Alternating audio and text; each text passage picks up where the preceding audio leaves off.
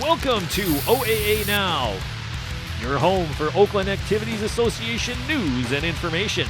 Here's your host, Sammy Taramina. Welcome to OAA Now. I'm Sammy Taramina, blogger of the Dragon's Den, blogger of Inside the OAA, blogger of Sammy's Thoughts, and one of the hosts of Between Taraminas on ONTV. And we'd like to welcome our friends from Oxford Community Television who watch us OAA Now as well, and along our friendly viewers who watch us on YouTube. Got three interesting storylines coming up here. Of course, one of them I mentioned last week with them going on with over at Farmington with the Farmington Hills Harrison possibly closing. Another one we're going to talk is the Farmington cheerleading scandal. Of course, that was in the news recently, and also some players committing to colleges even in their sophomore year. Of course, we had one just recently over at Novi. Of course, Novi is not in the Oakland Activity Association. They're in the Kensington. But we'll mention all those coming up here on this podcast. First, let's talk about the main news of the day is the cheerleading scandal going on at Farmington. The Farmington coach, Candace Hernandez, she's 25 years old out of Westland, charged with larceny. She was on Thursday. She went to court on Friday where she admitted that she did it. The money she stole was almost $9,000. Police said that she used the money to pay bills, plane tickets, and personal gain. To me, and of course she coached she was also the coach of the year at Farmington for the Farmington School District, of course, for taking her team to the regional tournament, whereas they took fourth place at Warrenwood's Tower, and then they ended up losing in the regional over Adam Holly. So it's a shocking situation to see what's going on. The case was adjourned to July 22nd, so we'll keep an eye on that situation. But my thoughts on this, of course, this is stealing. This is larceny. Why do you use the $9,000 in money to use to pay bills, plane tickets to go to Florida, and personal gain? These girls work their tails off every single day. Whether it's through fundraising, they wanted to get new uniforms and new mats, and that's understandable. But why is she in charge of the account? Whereas I think the athletic director should be in charge of the account, because Mary Sheltron, of course, she's the AD over there at Farmington. But I don't think it's right that, it's kind of odd for me to look at a girl who's 25 years old running three different cheerleading programs. And it's odd to me because, it's difficult to look at, but what she did, I think, was just pure out wrong. This is a terrible situation, for the kids. I feel really bad for these girls, especially in that whole program where these girls worked their tails off to get everything done, to do whatever she wanted, to make sure they do well. And to see this betrayal of trust, it hurts because it's a stabbing in the back. When you look at the situation, and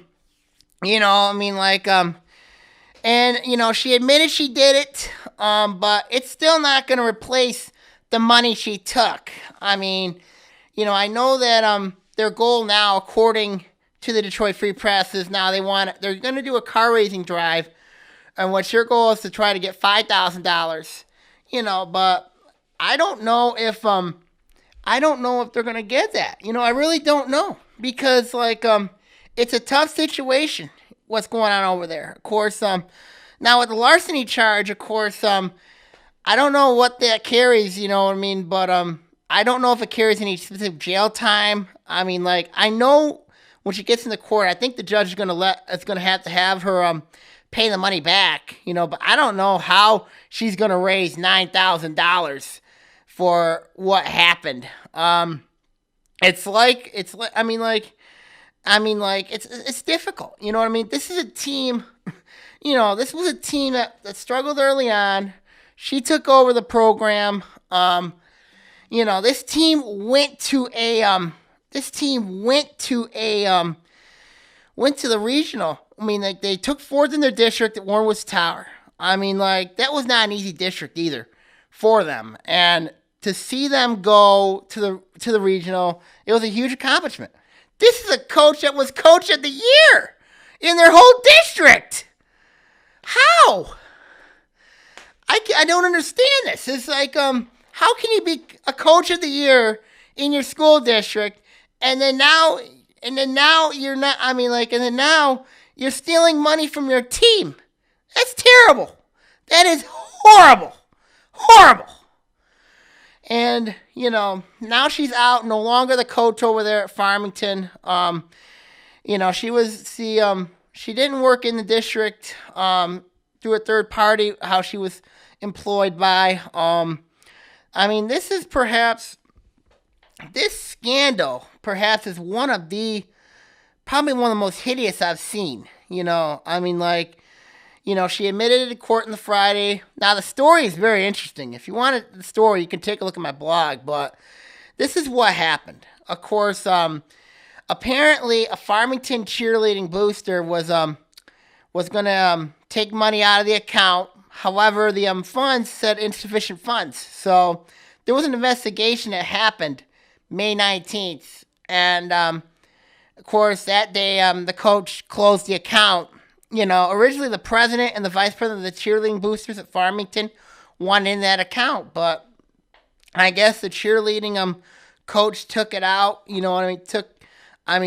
Closed the account, and it was in the story. Whereas the boosters went to Mary Sheltron, the AD, to look at an investigation. They went to Farmington School Service there to take a look at the investigation. They found that Hernandez stole almost $9,000. It's apparently $9,700 that she took. So she took away these girls' chance to not only be successful, but also to get them the stuff that they need. You know what I mean? This is of course, in the state, it's difficult. You know what I mean? Because you're dealing with state cuts, you're dealing with state, you're dealing with, and of course, schools are forced to cut. It's a terrible situation over there at Farmington. So now, Mary Sheltron is looking for a new coach now to not only coach the JV, not only coach the varsity, but also the JV, and also the middle school. So I just don't understand how she coached all three teams, in the same year. It is very, very, and it's difficult for a 25-year-old to do that. Me, I'm 28 years old. Sometimes it's difficult for me to even you want to coach, you want to just focus on one sport to coach, you know what I mean? One program, you know what I mean? You got to deal with a lot of parents. You got to deal with a lot of politics, you know what I mean? It's difficult when you look at that situation over there with Farmington. And then of course, the news broke, of course, on two Detroit local stations, WDIV, WXYZ, and both in Detroit, and also the Detroit Free Press. Of course, you can get all that info on my blog at Inside the OAA, of course. But what she used the money for is an absolute crime. Use it to pay bills, get plane tickets, go to Florida, and personal gains. What are you doing? You know what I mean? And also it's not right to take from your own team. It is not right to just take from your own team. And two, you know what I mean? It's larceny. This is a definite larceny case. And, I'm glad she got caught. You know what I mean? I don't know if she's going to have to serve jail time, or I know there's been a couple of her former players have been wanting jail time. A lot of it been wanting their money back. It's nearly impossible. I don't know if it's going to be difficult to get the money back within the dish. I don't know if it's possible to get $9,000 back. So I'm kind of glad that Farmington is going to do if the cheerleading program's going to do another a car wash to help the program out, and then these girls have suffered. You know what I mean? Like, I've noticed a couple other scandals. One at Lake Orion, of course, involving the one at Lake Orion, but it's very difficult. You know what I mean? When you steal, it's not right when you steal from your own team. I mean, it's like I call it a betrayal of trust, and it's not right when you see those who are benefiting from. When you see those who are benefiting, they're and using the program's success. You know what I mean? Coaches get paid their own salary. They get paid. They don't have to go into the team's account and take their money. You know what I mean?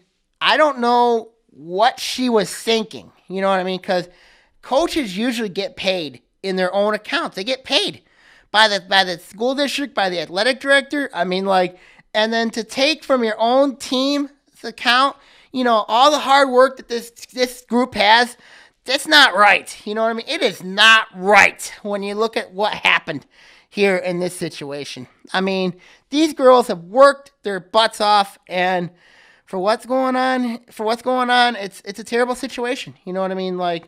For somebody who admitted to stealing $9,000, supposed to go for new uniforms and a new mat. I mean, it looked like the girls needed it. The girls worked their tails off to get it, and now that money's not there anymore. So it's a disappointing situation when you look at it. It's a bad situation, no doubt, when you look at that situation going around, and especially when you have at least 6 weeks before the start of football starting. It's not a good setting, especially with how your team is going to, as your cheerleading team is going to be, because right now the Farmington program right now is a mess when you look at it based on what is going on. Of course, you got Hernandez out. You don't know who is going to be available to take over the job at Farmington. So there's a future aspect of this too, and you have at least so many girls that were excited for this year to start, that they had a lot of expectations to start. I mean, you cheerlead in football games, and then, of course, in the wintertime, you have competitive cheer. You'll cheer sometimes at basketball games. But this is just a really, really bad situation, I think, for the Farmington cheerleading team now. Going through this, going through the scandal, now going through, of course, with their now ex-coach, and now Mary Sheltron is forced to look for a new coach, not only coach the high school, the varsity team, but also the JV team and also the middle school teams. Of course, this is all the same positions where Hernandez coached when she was at Farmington. So it's very interesting. It's hard on a 25-year-old to coach 3 different teams. It's hard for a team to basically coach it's a tough situation. You know what I mean? And it's a really bad situation when you look at it over at Farmington with what is going on over there. So my final thoughts on this is going to be, I'm still in disbelief. Of course, there's a hearing coming up July 22nd. She's already admitted to court on Friday that she stole $9,000. I guess the defense wanted more time, and the judge granted them that, and that's why the case was adjourned to the 22nd. I'll probably much bet you that a lot of people from Farmington will be there, especially the girls, her former girls, and it's kind of a really, really bad situation over there at Farmington with what is going on with their team, and Hernandez left that program in a really, really bad place right now. I'm gonna be honest with you. I think she did leave it in a really bad place, especially I know I don't know if she feels guilty. I don't know. I think, I don't know if she feels guilty and sorry for what she did. But, what she did was a crime. It was terrible. It was horrible. And future thoughts for coaches is you do not steal from your team. You don't steal money from your team for your own personal game.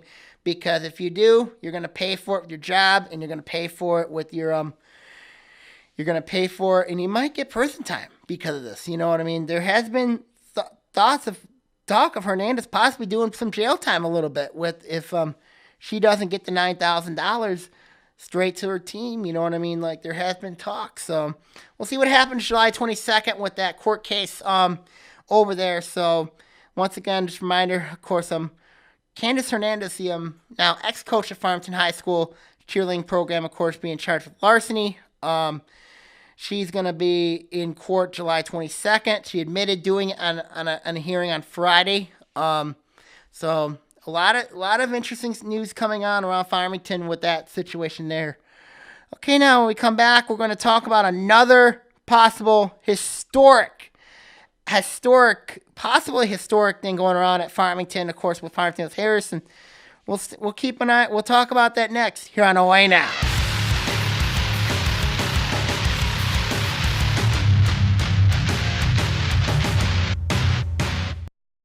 Hello, Lake Orion. It's Anthony Taormina, co-host of Between Taorminas. I want to let you know of a new show called History Now. In it, we're going to talk about global, national, and political events that occur in our lifetime.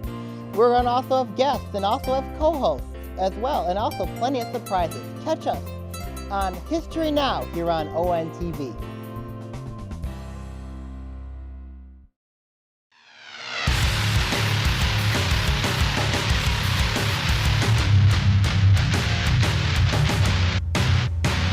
Welcome back to OAA Now. I'm Sammy Taormina, blogger of the Dragons Den, blogger of Inside the OAA. I'm the host Between Taorminas on ONTV, and also welcome our friends from Oxford Community Television, and also our friends on YouTube.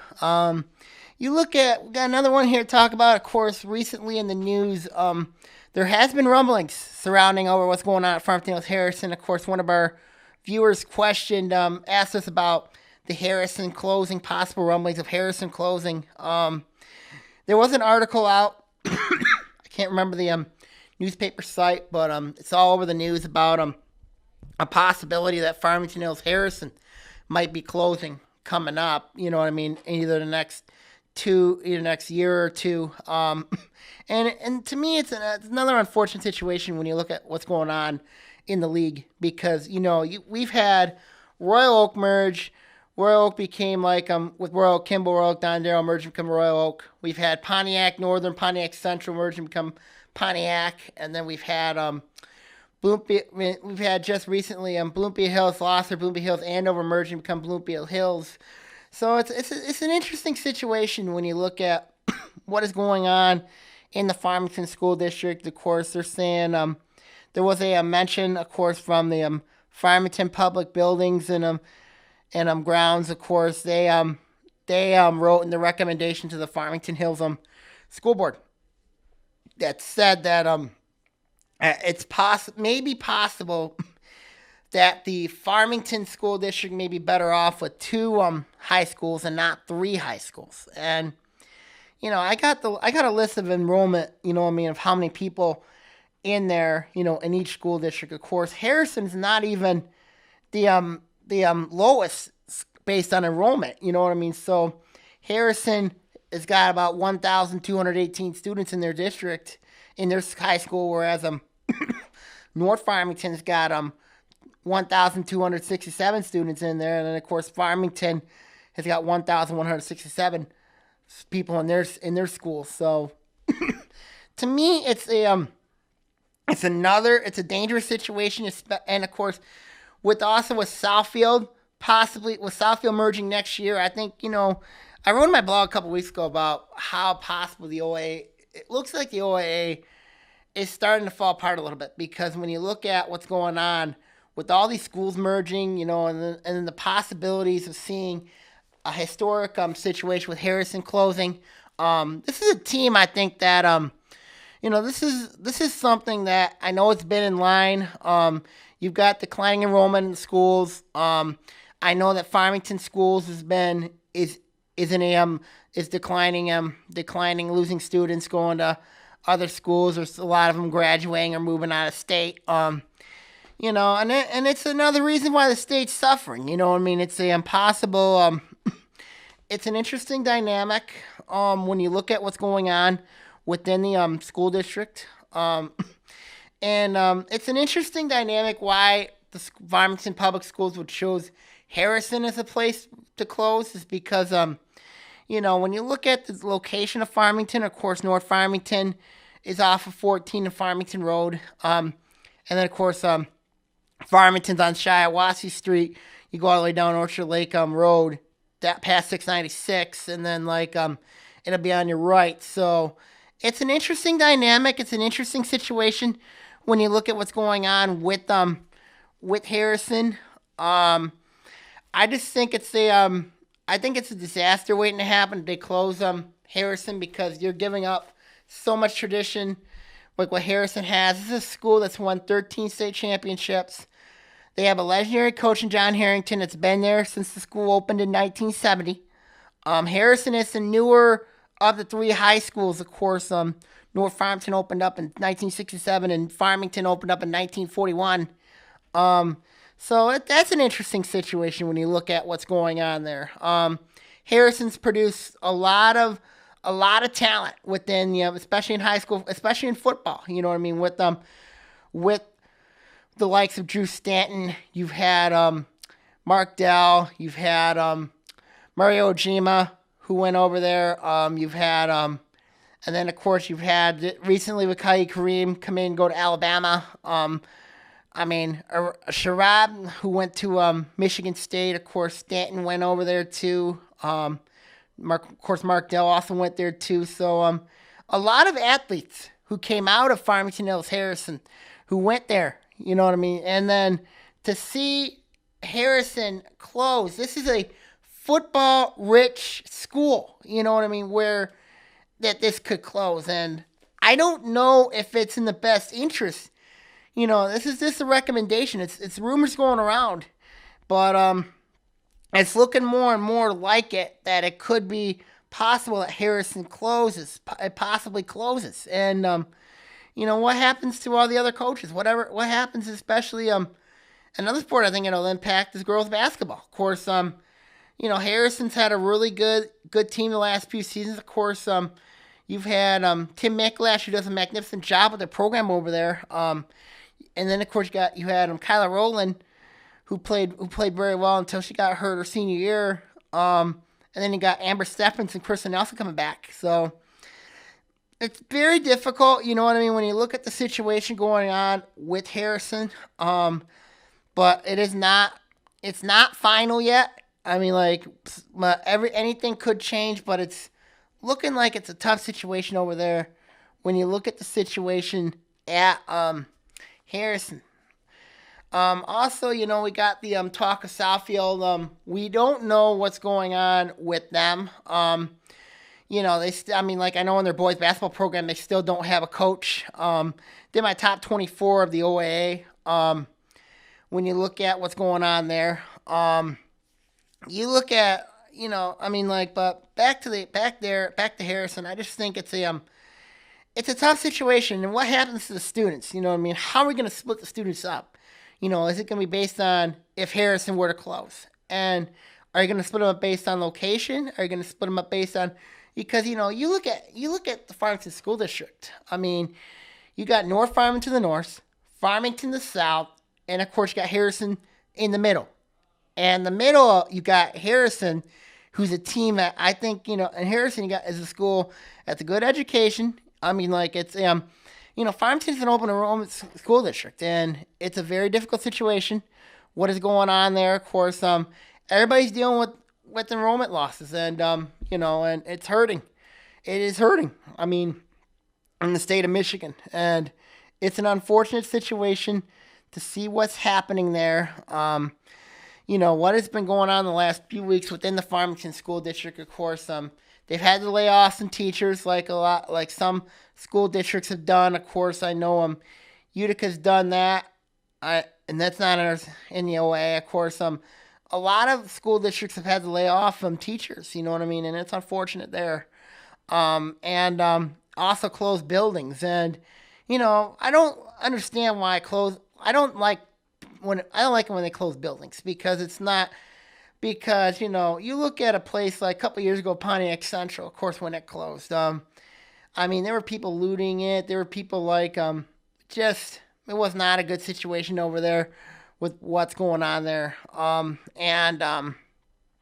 You look at what's going on over there at Pontiac. You look at what's going on over there. I mean, and of course, Pontiac, they're suffering. You know what I mean? Like, because they're still going through a tough consent agreement. You know what I mean? So, and then of course, you have the laws that came out. You know what I mean? There's a couple school districts in the area that could be in some financial distress. Of course, Avondale, Berkeley, Pontiac, Oak Park have been mentioned in that list by Governor Rick Snyder. So it's a difficult situation there.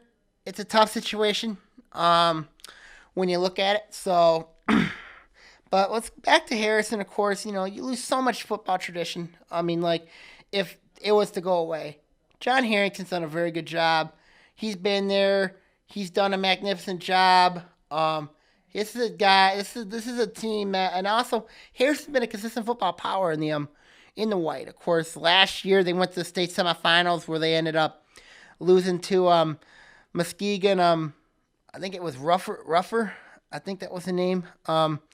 Ruffer Pier. I think it was. Oh no, Mona Shores. That's right. Muskegon Mona Shores. That's what happened there.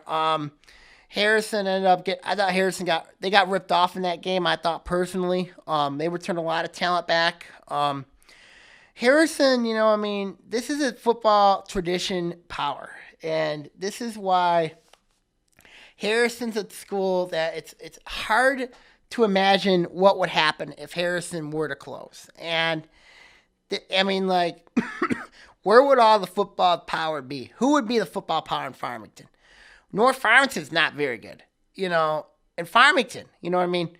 I mean, they've had some success until 2012, you know what I mean, where then they've had, they made the playoffs last year, but they were how are you in the blue, for goodness sakes, you know what I mean, last year if you're Farmington? So it's a tough situation for Harrison, of course. I'm not going to say, and I don't know if it's wise to even close Harrison because, I just don't think it's a good idea when you close a school district like a Farmington Hills Harrison, who can just who can bring you maybe a future state title in the future, maybe bring you another championship, you know what I mean? So it's a pretty tough situation when you look at what's going on there. Of course, I know it's a recommendation from the Buildings and Grounds over there at Harrison. It's a tough situation, but when you look at the situation over there, it's really not. When you look at it there, it's really, when you're a school district that's got about nearly 3,000 kids, almost 4,000 kids. It's pretty tough. When you look at the big schools like Lake Orion, Clarkston, you know what I mean. Even in Troy School District, they got about 22,000. You know what I mean, and that's a lot of kids in there. You know what I mean. Harrison's a pretty small school district, so, there's a lot of small school districts around the area. Of course, Hazel Park's very small. Berkeley's small. You look at, there's a lot of small school districts within the OA, of course, and then, of course, you got your Clawsons, you got your Madison school districts, you know what I mean? So, we'll see what happens. See what happens coming through with the, Harrison situation. We'll see what happens with the but I just think, when you look at school districts around there, I just don't understand why Harrison was the one that was chosen. Even though Farmington has got less students there, and North Farmington, they got the most students there, so it makes a lot of sense for North Farmington not to close. But I just don't understand why Harrison was chosen to be the one that was considered to be on the chopping block according to the Farmington School Board. Now, it's not confirmed yet. It is not confirmed. But you look at what's going on there in that school district, so I don't know if the Farmington Hills School Board will consider it. I hope they don't. I know a lot of people in Farmington hope they don't. So, like I said, we'll keep an eye on the situation as it goes heading into the final stretches of the but nothing will happen this year. So that is a good thing, They're going to have football. They're going to have sports this year at Harrison. And also within the Farmington School District, of course, this year. So we'll keep an eye on the situation as it comes. It's just a report. It's just a rumor going around. It's not official yet. Of course, the officials was at Southfield. Of course, they're going to be merging next year. And it's an interesting situation when you look at what's going on over there at Southfield, and of course what's going on over at Farmington Hills Harrison with that situation. So now when we come back, we're going to talk about players committing too early and why I think it's not a good idea here on OA Now.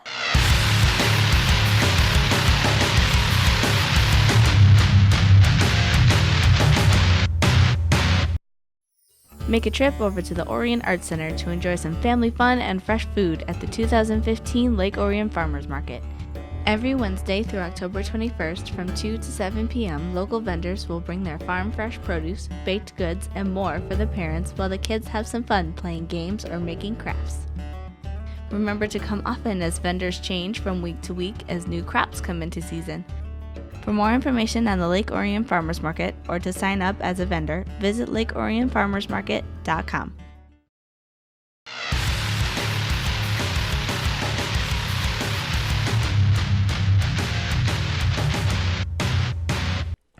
Welcome back to OA Now. I'm Sammy Termina, blogger, the Dragon's Den, blogger inside the OAA, and one of the hosts between Termina's and Orion Neighborhood Television.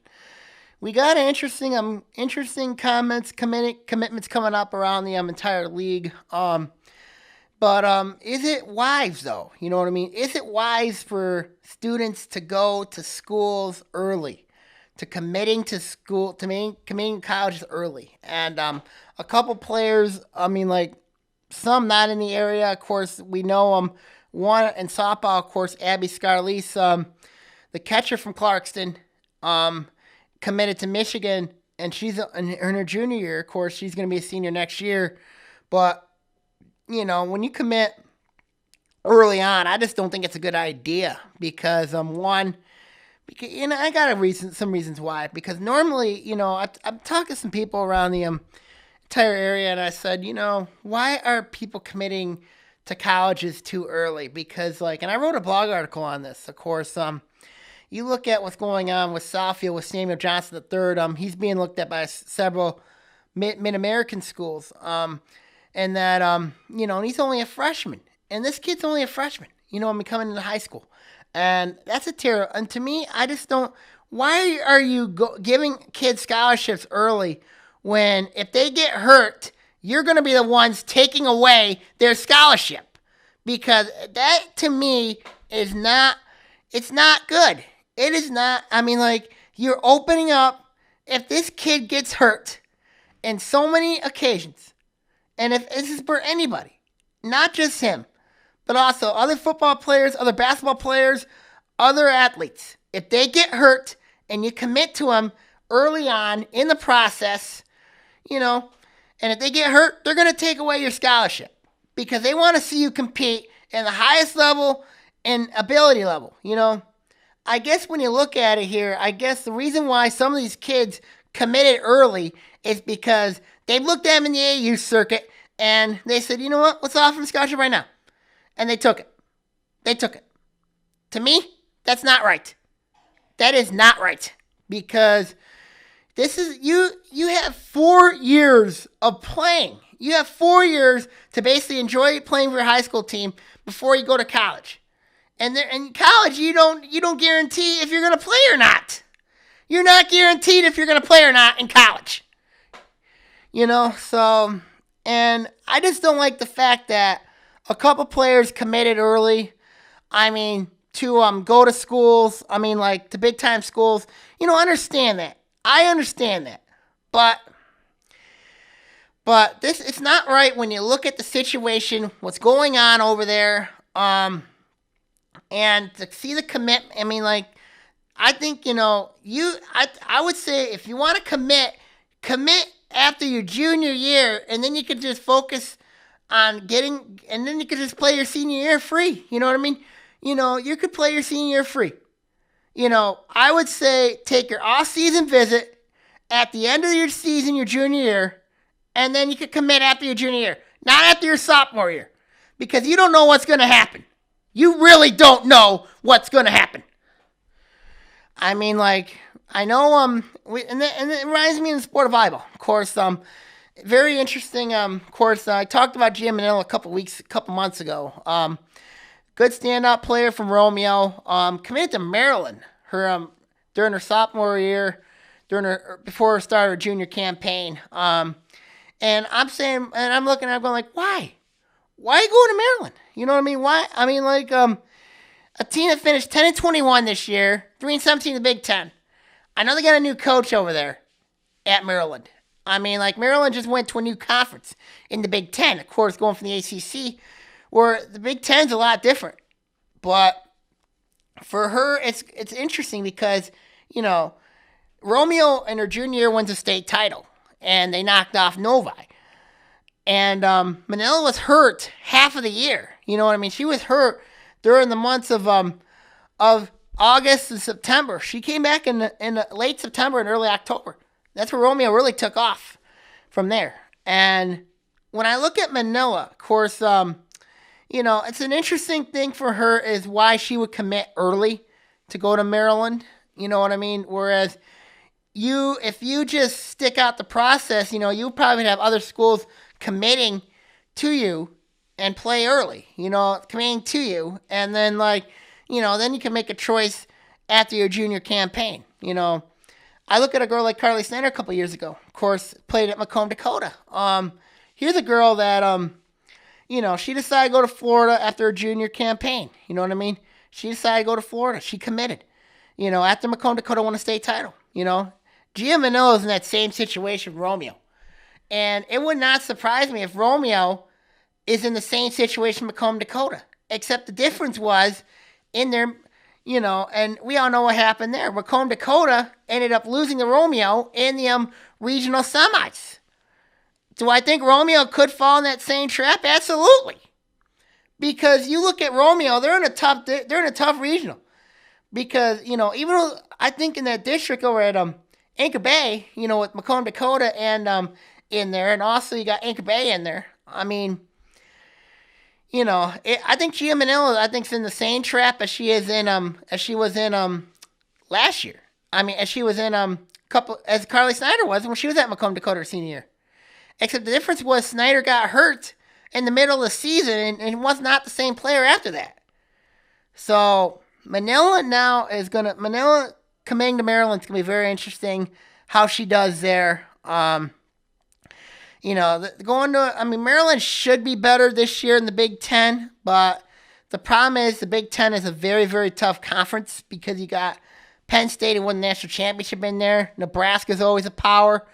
Michigan State's always there. You got Ohio State who's there. I mean, like, so it's not going to be easy. And you got Illinois that's also in there. So it's not going to be easy what's going on over there with Gia Manila. You know what I mean? But she's going to be getting ready for her senior year. Of course, at Romeo. Romeo's one of the top teams projected to repeat as state champions. But I don't know if they will, especially because when you have in that regional, you're probably going to have to either deal with Lake Orion or Clarkston. Of course, those two teams are going to be very, very solid as we head into the fall campaign. And then, of course, you got an interesting one. Of course, I was on Twitter the other day looking at state champs. You know what I mean? State champs has their own Twitter account. I mean, like, they do a very good job over there. And then I see the name Erin O'Leary. Of course, she did very well her freshman year at Novi. Here's a girl, you know, she did very, very well for this Novi, for Novi. And took them to state finals, did very, very well for them. And then, of course, they said that she is going to go to Michigan, and she committed, and she's going to be a sophomore this year. Are you serious? Why are colleges giving players scholarships in when they have 3 years left to play? They have 3 years left to play. I mean, it's not right. It's not right to see why I apologize for losing my cool here, but it's just I just don't understand why colleges are giving, you know, their colleges are giving players, you know, I would say after their junior year, they give them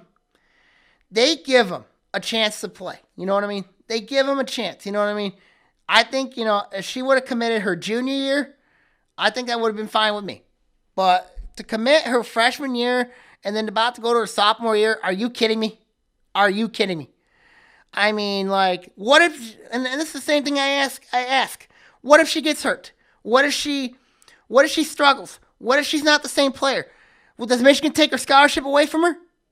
It's possible. You know what I mean? But, when you give out I would think, but nothing is official until they officially sign, so it's possible that she could change her mind, but I think it's too early for her to get a scholarship to go to the commitment to go to Michigan. It's too early. She's got 3 years left, for goodness sake. She's got 3 years left. And I don't know how other people are going to react, to say like they got a couple commitment players going to commitment school, going to like a big time school, anybody could be on any given day. Let's look at it from a historical standpoint. Of course, look at Southfield. They've had 5 Division I players, go there. Come from there, and they only had 1 win. They only had 3 wins a couple years ago. But O'Leary going to Michigan is very interesting. Novi this year is going to be all right. An OAA team that could see her possibly could be one of the Farmingtons or West Bloomfield or even possible Farmington's Mercy, because that district goes to Novi. Novi's in that regional. So it's going to be very unique to see how she reacts. But I just don't understand why you have people that are committing to go to your school and to basically it's too early. I think it's too early, for somebody to commit to their school. You look at guys like Connor Bandel, who's got plenty of scholarship offers. He's a junior right now. Over at Oxford, but he hasn't decided on a college yet. I think he's taking his time with that. And, but some of these players committing early, I just don't understand it at all. A guy like Kai Kareem at Harrison, of course, he decided to go to Alabama, after his junior year so he could focus play on his senior season. I think that's a good decision, for him, to decide his college choice there. But, when you look at the situations of people decide to go to colleges, there's got to be a certain date in which they decide.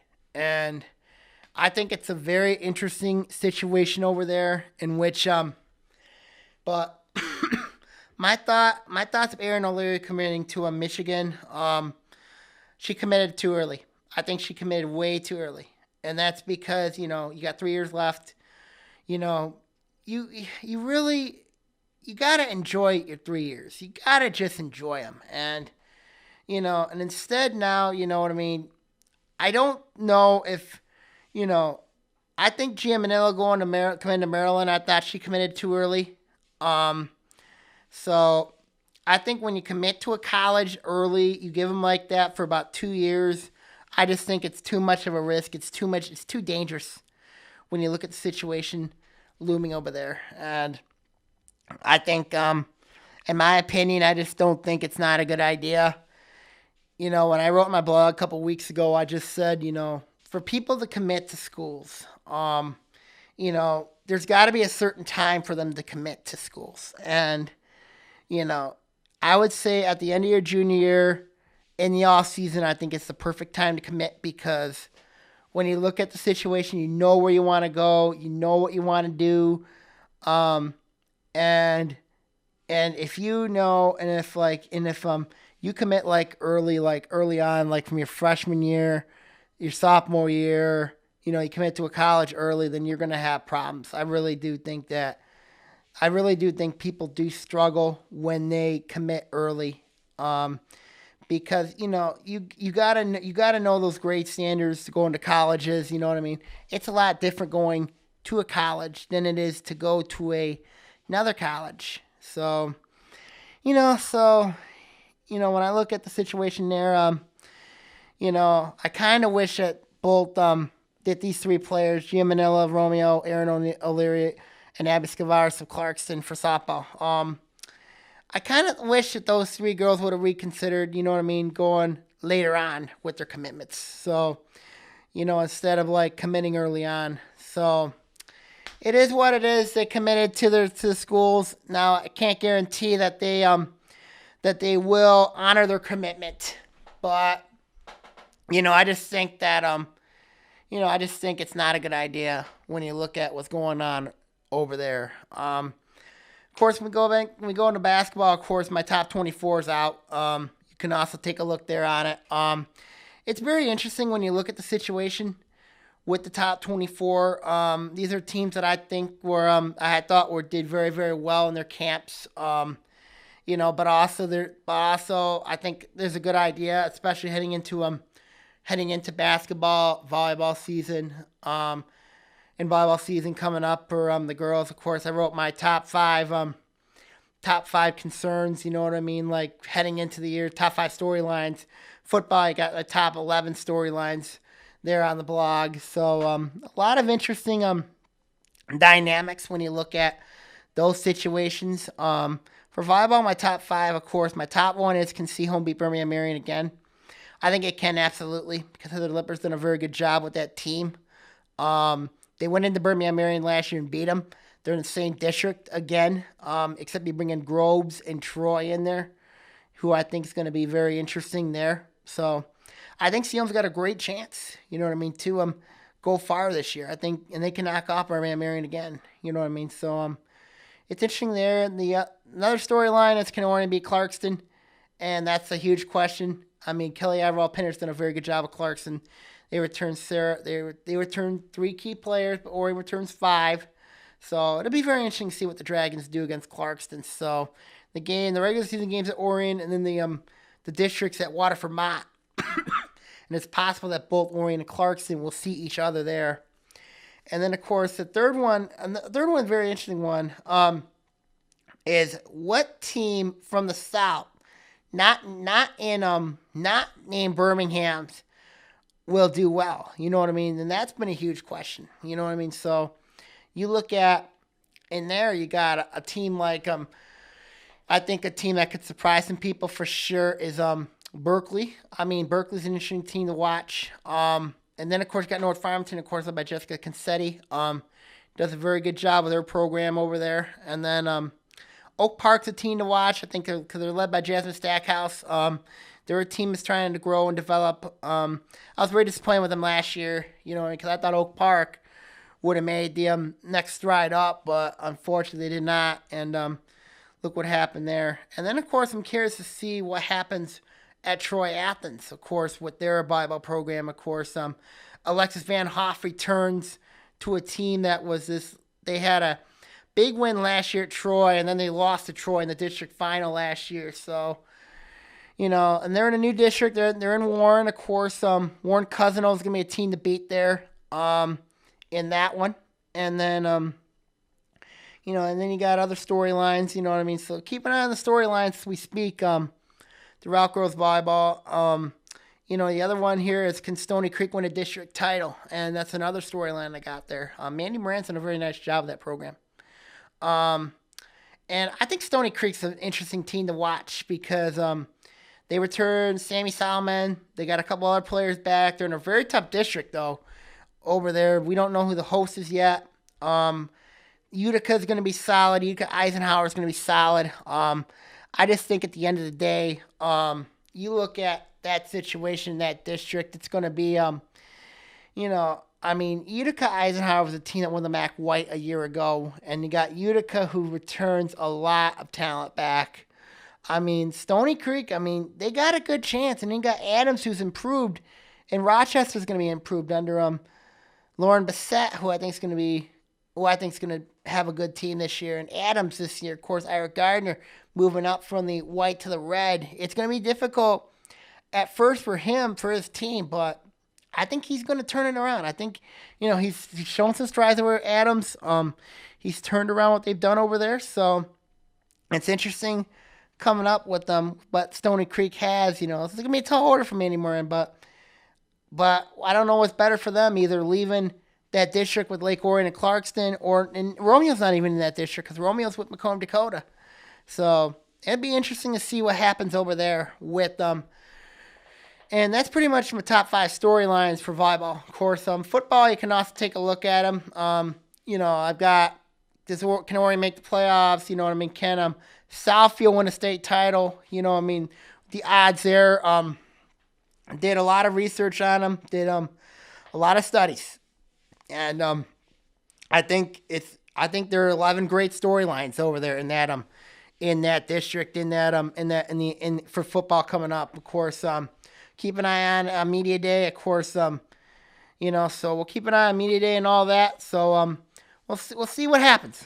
Okay, here on OAA Now. Of course, I'm gonna sign on out here. Enjoy the rest of your day, guys, ladies and gentlemen. I'm Sammy Termina. Keep an eye on my blog. I'm inside the OAA. You can ask me questions on my Twitter page. I'm at Saginaw Bay. On certain teams, of course. Feel free to shoot me an email. I'm at samsdragons@yahoo.com. So, okay then, everybody. Good night, and God bless, and good night all. OAA Now is produced at Orion Neighborhood Television, Lake Orion's community media outlet. To learn more about ONTV, visit our website at www.orionontv.org or call us at 248-393-1060.